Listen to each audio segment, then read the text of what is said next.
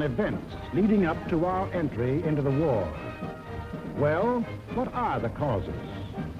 Why are we Americans on the march? Is it because of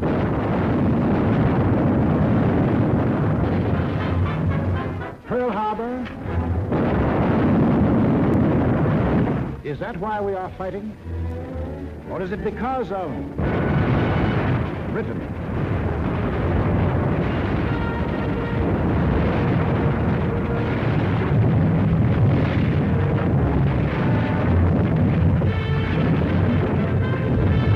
France?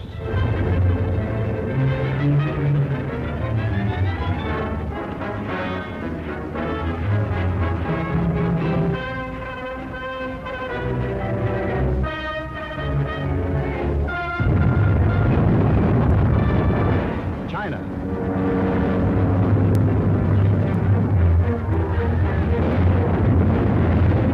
Czechoslovakia?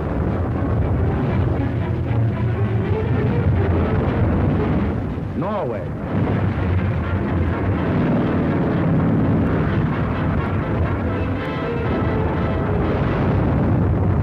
Poland?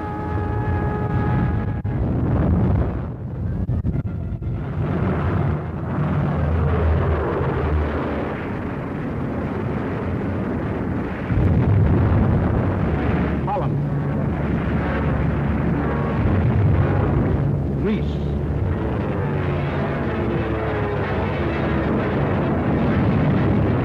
Belgium? Albania? Yugoslavia? Or Russia?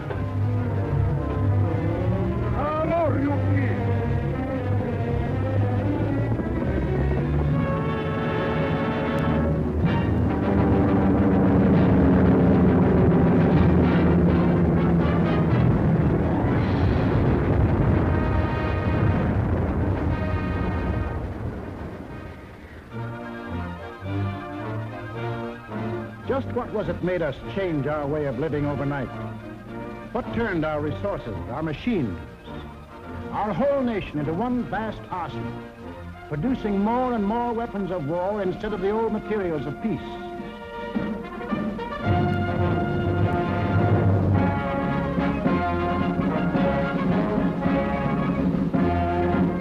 What put us into uniform, ready to engage the enemy on every continent and every ocean?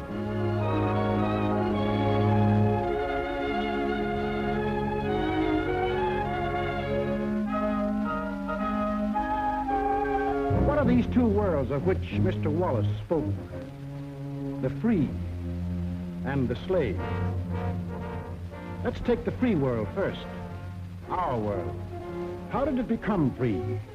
Only through a long and unceasing struggle inspired by men of vision. Moses, Muhammad, Confucius,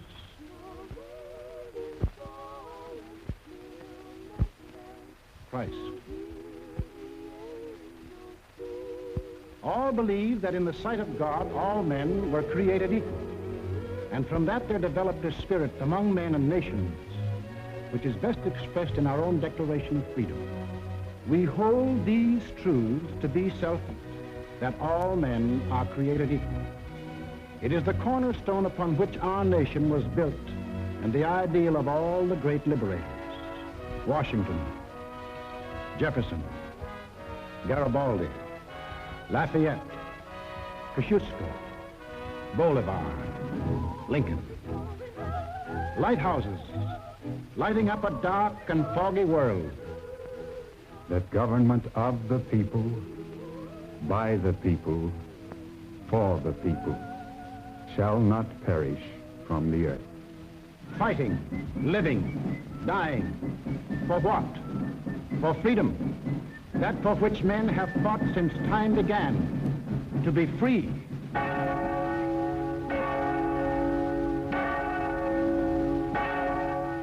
Is life so dear or peace so sweet as to be purchased at the price of chains and slavery?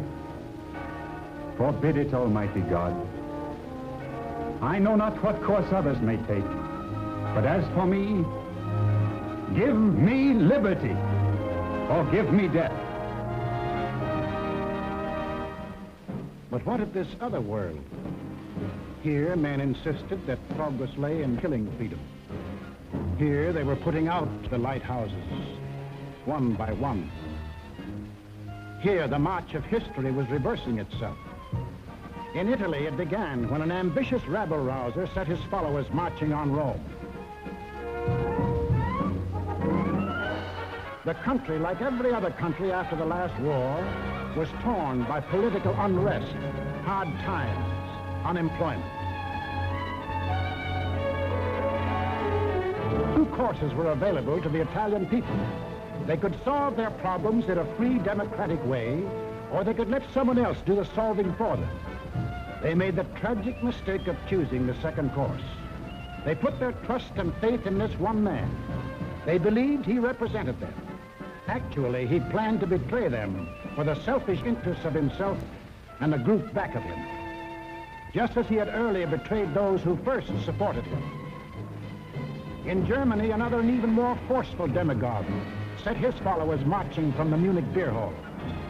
He too had the sinister opportunity to take advantage of post-war chaos.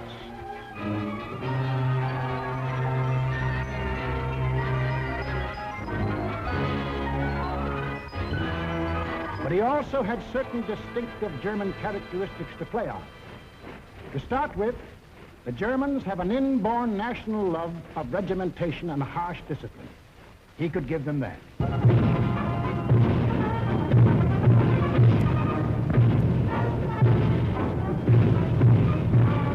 The German army, and through them the people, had never acknowledged German defeat in the last war and were anxious for revenge. That too he promised them. The wealthy and powerful industrialists were fearful of losing any of their wealth and power and were ready to back anyone who would retain it for them. He promised to take care of them too. This man cunningly played all these ends against the middle and ruthlessly set out to murder the newborn German Republic. As the will of the emperor, and to the Japanese people, the emperor is God. Taking advantage of their fanatical worship of the god emperor, it was no great trick to take away what little freedom they had ever known. Yes, in these lands, the people surrendered their liberties and threw away their human dignity.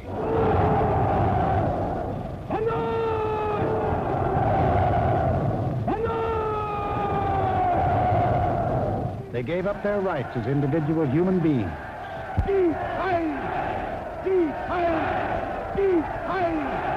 And became a part of a mass, a human herd.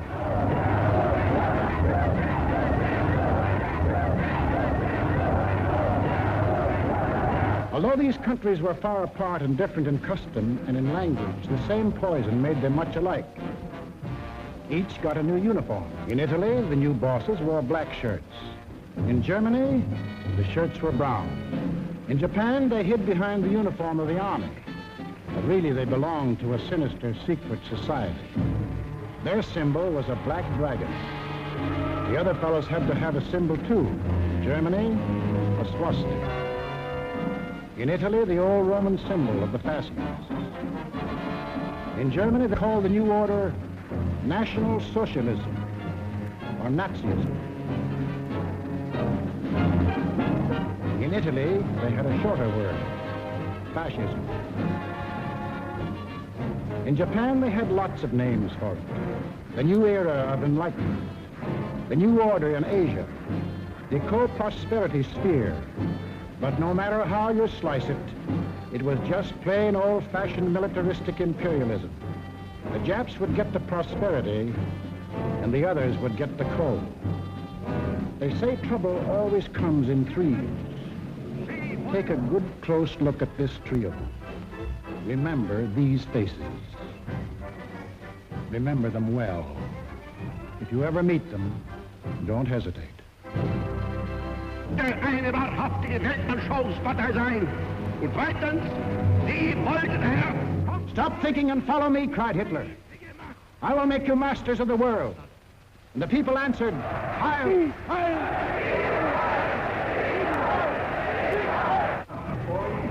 Stop thinking and believe in me, bellowed Mussolini, and I will restore the glory that was Rome. And the people answered, Duce, Duce. Stop thinking and follow your God Emperor, cried the Japanese warlords, and Japan will rule the world. And the people answered, Banzai, Banzai. Each system was alike in that the constitutional law-making bodies gave up their power. The Reichstag in Berlin, the House of Deputies in Rome, the Diet in Tokyo. And these elected representatives became collections of stooges, rubber stamp organizations. Applauding on cue the words of the leaders. Each system did away with free speech and free assembly. Each system did away with a free press and substituted a press controlled by the party. Through their ministries of propaganda, each took complete control of the theater, the movies, the radio. Every cultural activity and every channel of information was controlled by the most important members of the party. Each did away with free courts and trial by jury, and substituted courts and judges run by the party. Each abolished labor unions and the rights of bargaining for wages. Fernstiefwaffen zur Meldung! Achtung! Abteilung 6, 310 mit 13114 beim Grabenbau. Danke. Heilser! Heilser! Lassen Sie weiterarbeiten. Weiterarbeiten! And under the pretext of patriotism established a system of forced labor. Each enforced its decrees by an army of secret police who held the power of life and death over every individual. And for the few who still believed in freedom and said so, there was a ready answer.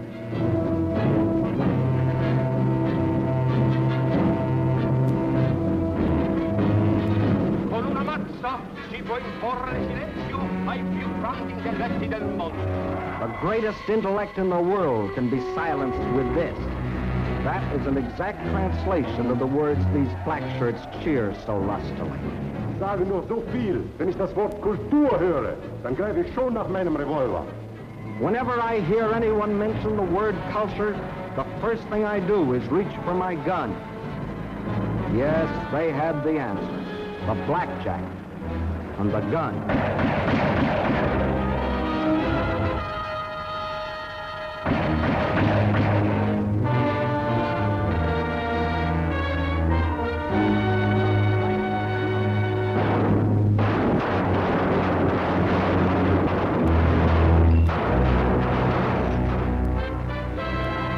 In Italy, they did it different.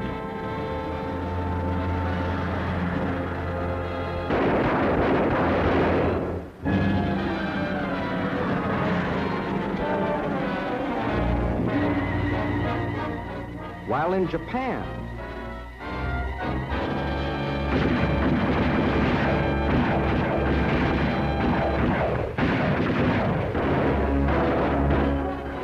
to their names can be added those of hundreds and thousands of others who stood in the way of the new order. Finally, there is only one obstacle left.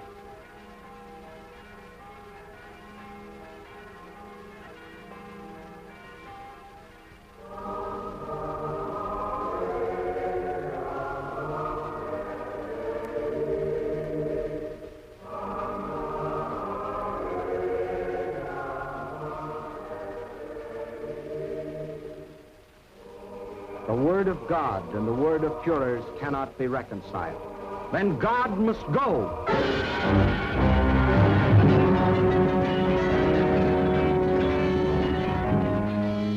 I am absolutely clear in my own mind, and I think I can speak for the Führer as well, that both the Catholic and Protestant churches must vanish from the life of our people.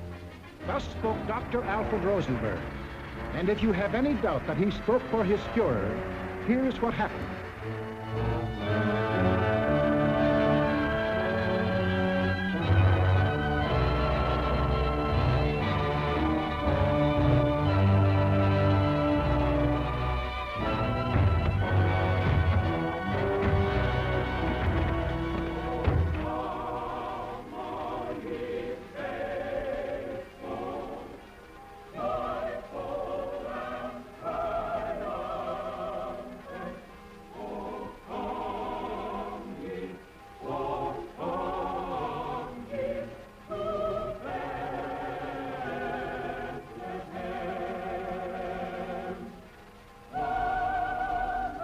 thousands of other men of God, Protestant, Catholic, Jewish, were persecuted, arrested, confined in concentration camps. Our Führer is the intermediary between his people and the throne of God. Everything the Führer utters is religion in the highest sense. It is only on one or two exceptional points that Christ and Hitler stand comparison, for Hitler is far too big a man to be compared with one so petty.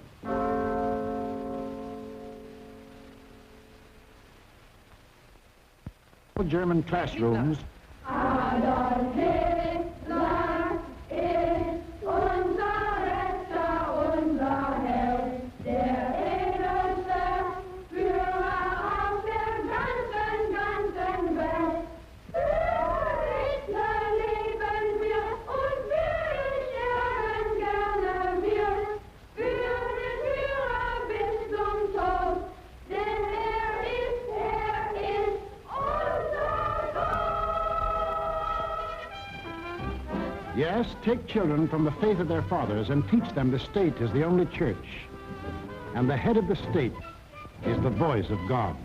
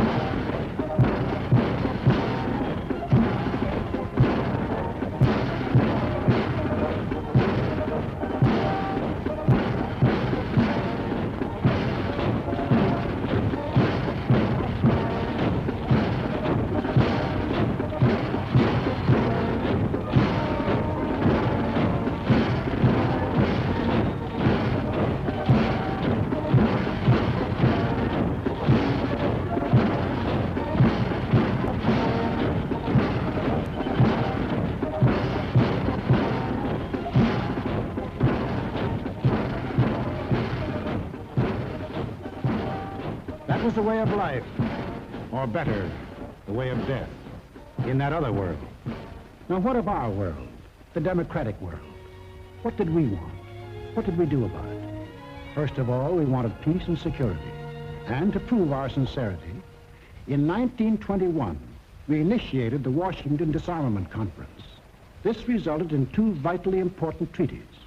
One, to reduce the size of the British, Japanese, French, Italian, and American fleets. And the other, the Nine-Power Treaty, which guaranteed the integrity of China. And incidentally, one of the powers signing this was Japan.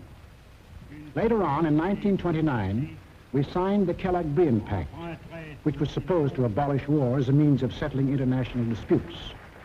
This pact was signed by 47 nations, including Germany and Japan. President, I have the honor of handing you the London Naval Treaty. Faithful to our treaty obligations,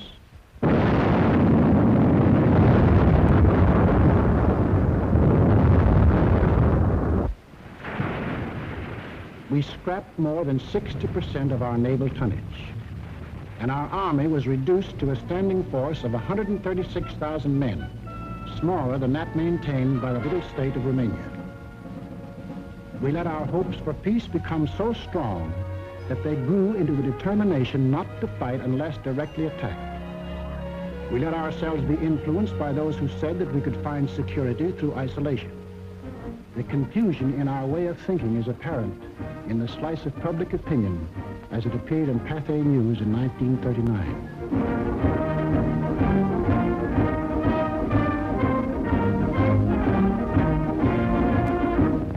Another war, and not for me. This time America should keep out, and I know I will. If war breaks out in Europe, I think that this country should heed the advice of its first president and avoid all foreign entanglements. I haven't the slightest idea of European affairs. In the event of war in Europe, I think we should stay out of it entirely. And all our efforts should be made to keep out of the fight. Let Europe fight her own battles. They mean nothing to us. We should mind our own business. By all means, no. Yes, fight. No. No. Yes. If my country calls, yes. No. We simply did not want to understand that our individual and national problems were, and always will be, dependent upon the problems of the whole world. And we had individual and national problems to worry about, plenty of them, just as Germany, Italy, and Japan had. But we faced them in a democratic way. We passed laws to give working men a chance to improve their lot. We established an insurance program for those without jobs. We began to give old folks protection against want and hunger.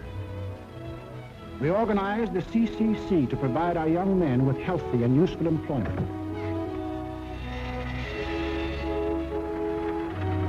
A federal works program came into being and changed the face of our nation with new roads, bridges, schools.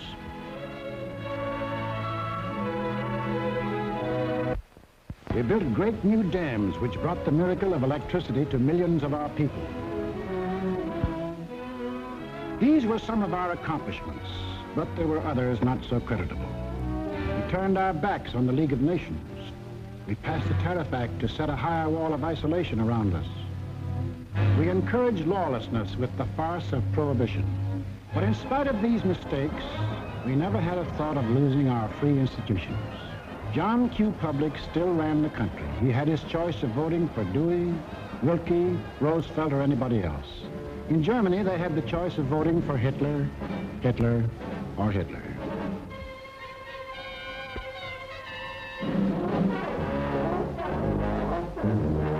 Over here, John Q. still read what he pleased. And although he heard of books being burned in other countries, he would have laughed if anyone had told him his books would ever be burned.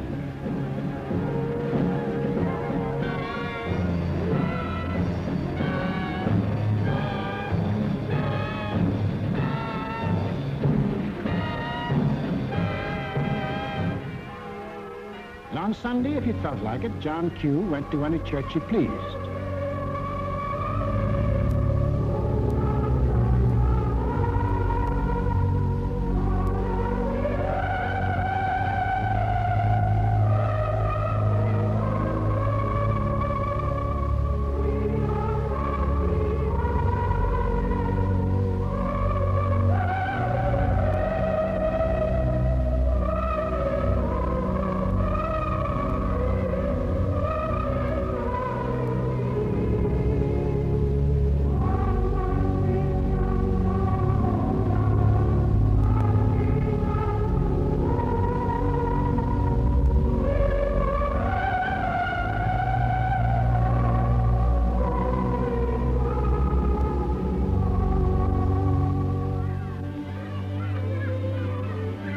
most of all, he got a kick out of seeing his kids grow up.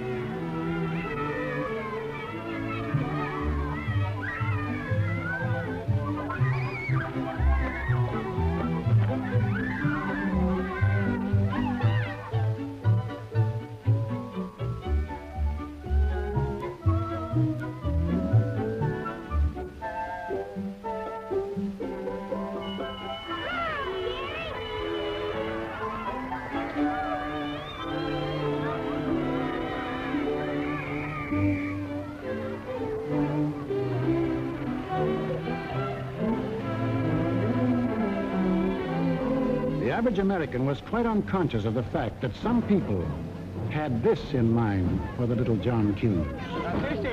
Viel mehr, Jung. Wollt ihr auch so da?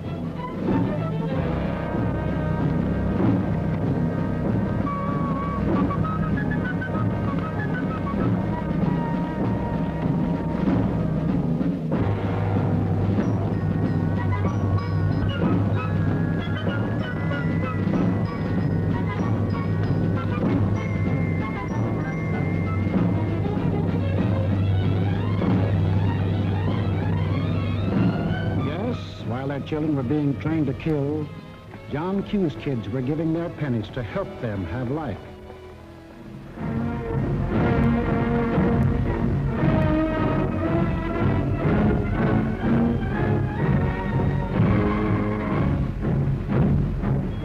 And when we saw these men in the newsreels, quite often we laughed. To us, they looked like characters in a musical comedy.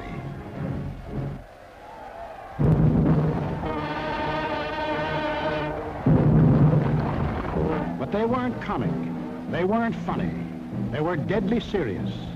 They were out for world conquest. And what made it doubly serious was that there were 70 million Japanese, 45 million Italians, and 80 million Germans, all hopped up with the same idea. Deutsches Volk hilft dir selbst. Jeder soll helfen. Their leaders told them that they were supermen, Herrenvolk, the Nazis called it. The master race, destined to rule all other peoples on Earth. Take a good look at these humorless men. These were to be the rulers of the ruling race. Leben, auch ihr bürgerliches Dasein ist gesichert in diesem nationalsozialistischen Staat. Obey us blindly, and you will attain your rightful place in the world. All other people will be your slaves. That's what they promised them. That Americans, Chinese, Russian, South Americans, all free peoples would work for them and make them rich. And how they ate it up.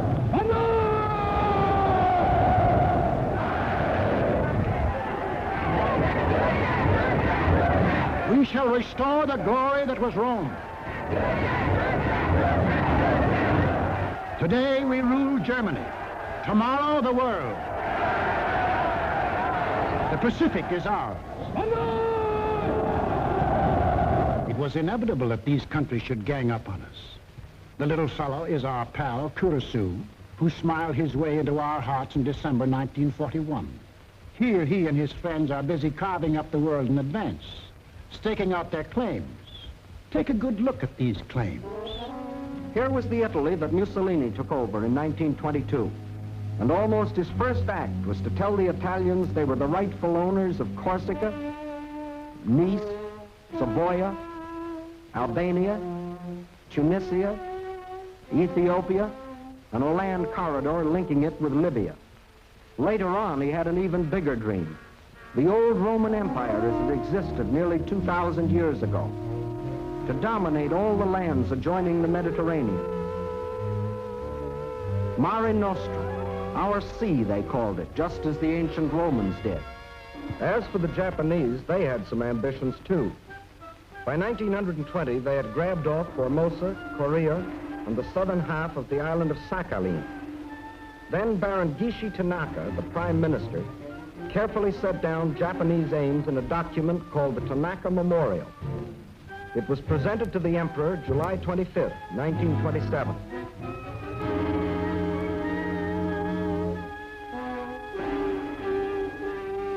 Here was their dream.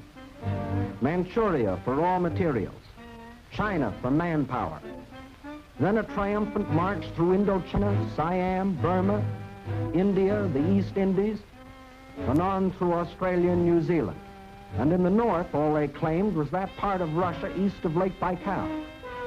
That was to be the new order in Asia.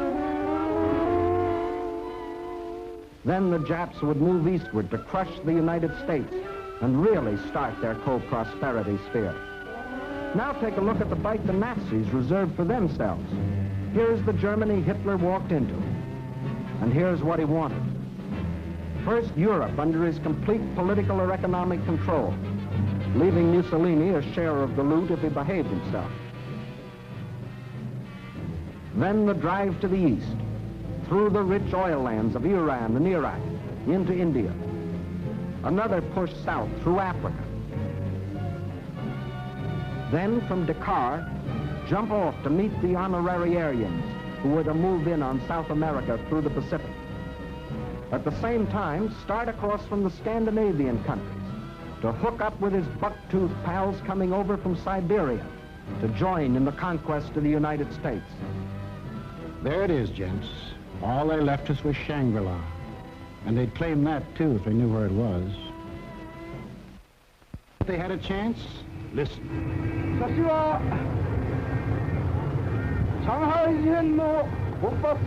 When war comes between Japan and the United States, I shall not be content merely to occupy Guam, the Philippines, Hawaii, and San Francisco. I look forward to dictating the peace to the United States in the White House at Washington. Yamamoto wrote those words on January of 1941. Yes, the conquering Jap army down Pennsylvania Avenue. That was the final goal. You will see what they did to the men and women of Nanking, Hong Kong, and Manila. Imagine the field day they'd enjoy if they'd marched through the streets of Washington. But before striking, a preliminary step was necessary. From Berlin, from Rome, from Tokyo, the campaign started. Propaganda to confuse, divide, soften up their intended victim. Put them on the defensive. Scream you're abused. Shout you're oppressed. The world's wrong, you're right. If you shriek it loud enough and often enough, they'll believe you. Above all, use their free press and their free speech to destroy them. Lebensraum, ja, Lebensraum, meine Volksgenossen. Lebensraum, they demanded. Living room. Our lands are overcrowded. But at the same time, they gave prizes to mothers who bore the most sons.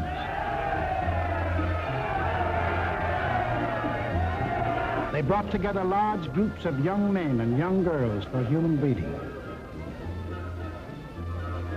Read what one of their leaders wrote.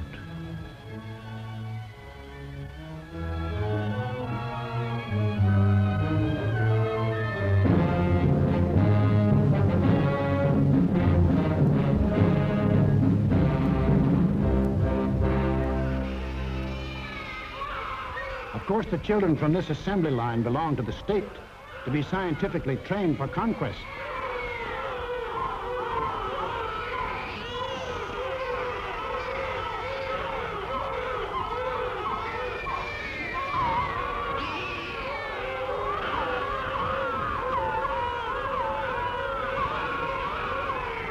Another howl was the lack of raw material.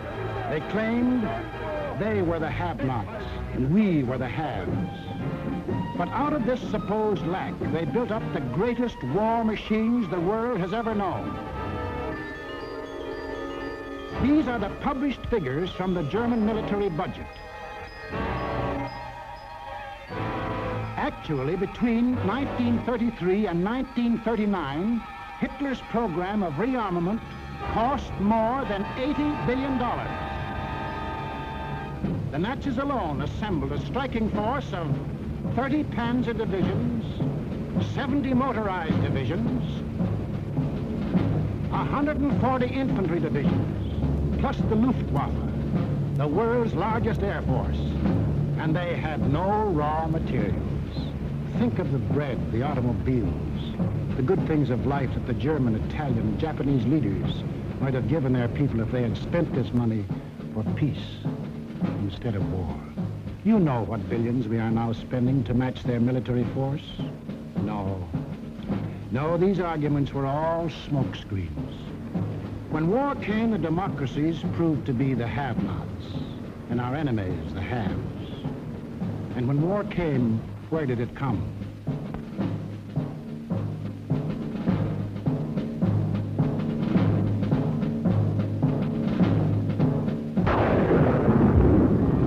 Remember that date, September 18th, 1931, a date we should remember as well as December 7, 1941. For on that date, in 1931, the war we are now fighting began. The place was Manchuria, the northernmost province of China, 6,000 miles from San Francisco. Manchuria, the first objective in the Tanaka Plan. By September 18th, the Japanese, who by treaty patrolled the southern Manchurian Railway, had secretly and illegally increased their garrisons. On the Korean-Manchurian border, an entire Japanese army was assembled, conveniently equipped for a winter campaign. All they needed was an excuse. They made their own. At 10:30 that night, just after the Mukden Express had passed by, a section of track was dynamited, causing damage to one rail and 2 fish plates. Japan's honor had been violated. Within half an hour, the Japanese railroad garrison launched a coordinated attack on the barracks of the sleeping Chinese army at Mukden. The slaughter was appalling. By midnight, the conveniently placed Japanese army poured across the Korean border, and the first open act of aggression, the invasion of Manchuria, was on. In 4 days, they had occupied the whole of southern Manchuria, and shortly after, the whole country. Manchuria became Manchukuo, a puppet state with an obedient stooge on the throne, Henry Puyi, a weakling whom the Japanese had prepared for the job with 7 years of women and song. In Washington, Henry L. Stimson, then Secretary of State, now Secretary of War, sent out a blistering denunciation of the attack. The League of Nations sent a committee of 5, headed by Lord Lytton and including our own General Frank McCoy, to Manchuria to investigate. In October of 1932, the committee issued its report. We found that the Japanese occupation of this large part of China was not justified on the ground of self-defense, and that the new state which had been set up was a Japanese protectorate rather than a genuine case of Manchurian self-determination. Shortly after, the League condemned Japan as an aggressor nation. À son Excellence, Monsieur Matsuoka, délégué du Japon. I call on His Excellency, Monsieur Matsuoka, delegate of Japan.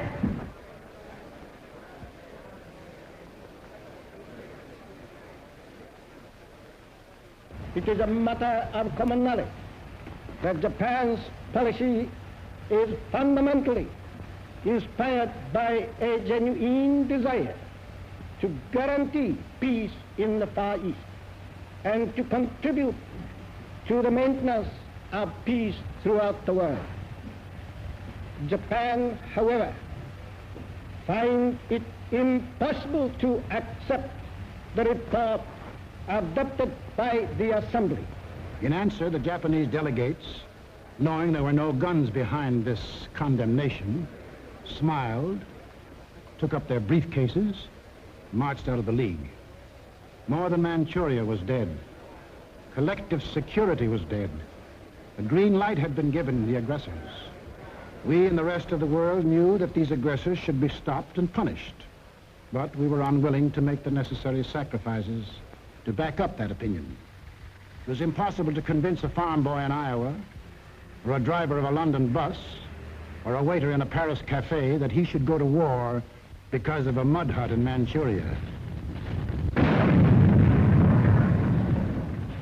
Yet the subsequent course of history makes it clear that that incident, so many miles away, is one of the main reasons that you and millions of others are in uniform today.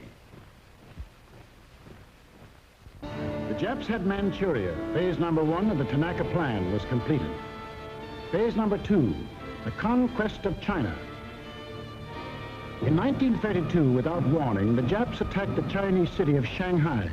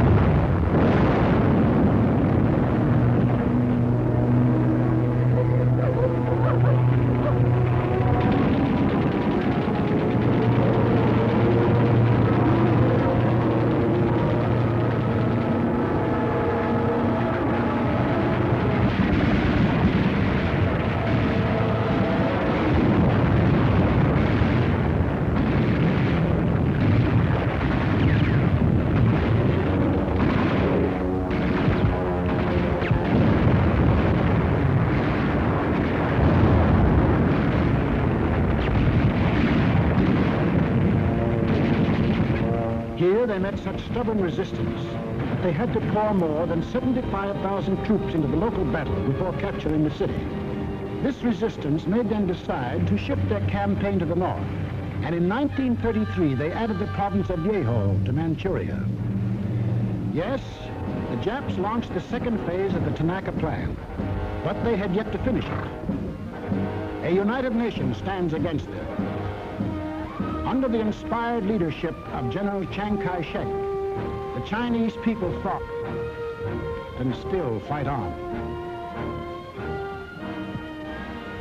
Meantime, what of Japan's partners? What helpless people were they planning to bomb, slaughter, drive into slavery? Hitler was not yet ready, but Mussolini was. Mussolini had to be. His people were growing restless.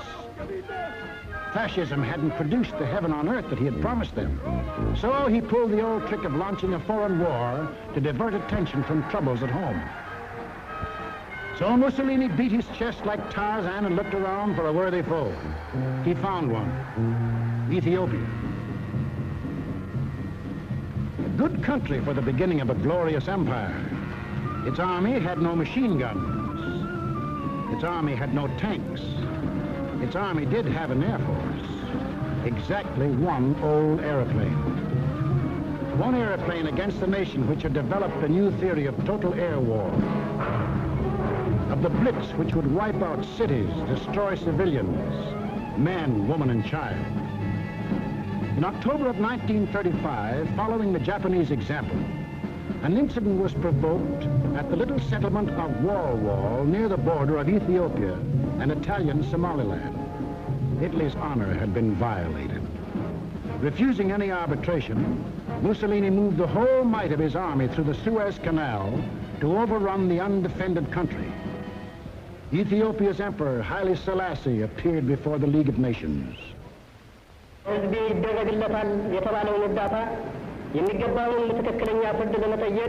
I must still fight on until my tardy allies appear, and if they never come, I say to you without bitterness, the West will perish.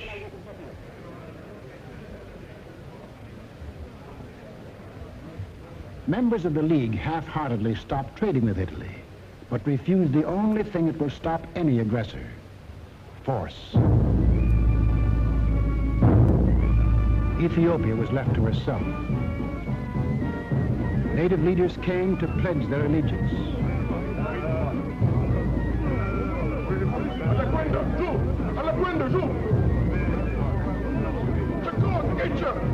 Like a people of Ethiopia, with their spears and bare hands, faced the guns and the tanks of the invaders, fighting desperately and gallantly to save their country from conquest.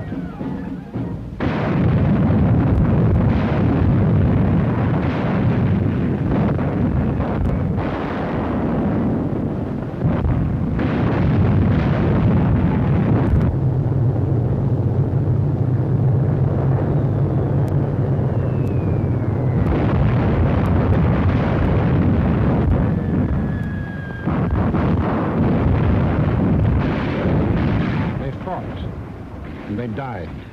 But in the end, there could be but one result. Might triumphed. Italy conquered Ethiopia. Many of our elected leaders warned us of danger. Without a declaration of war and without warning or justification of any kind, civilians, including vast numbers of women and children, are being ruthlessly murdered with bombs from the air. But we were still hypnotized by the fact that two broad oceans stood between us and the rest of the world. We didn't realize that the time when months were needed to span these oceans was ended, that the steamship had cut these months to days, and that now the whole Earth's surface could be covered in the space of hours. Yes, we were a nation that wanted peace. But we hadn't yet learned that peace for us depends on peace for all. Nobody would run the risk of war because of some mud huts and barren plains in Ethiopia, any more than we would run the risk for some similar huts and plains in Manchuria. Correctly interpreting our attitude, the aggressors were all the surer that they could get what they wanted. Japan had started on her march of conquest. Italy had begun her new empire. And now the third gangster. What about him? We'll take him up in our next film and show how he joined his partners and put in his bid. For this is what we are fighting. Freedom's oldest enemy. The passion of the few to rule the many. This isn't just a war. This is the free people's life and death struggle against those who would put them back into slavery. The free peoples of America and Britain, of Russia and China, of Canada, Australia, and all the 30 United Nations that have sworn that man shall still remain free. That is the cause in which we fight. We lose it, and we lose everything. Our homes, the jobs we want to go back to, the books we read, the very food we eat, the hopes we have for our kids, the kids themselves. They won't be ours anymore. That's what's at stake. It's us or them. The chips are down. Two worlds stand against each other. One must die, one must live. 170 years of freedom decrees our answer.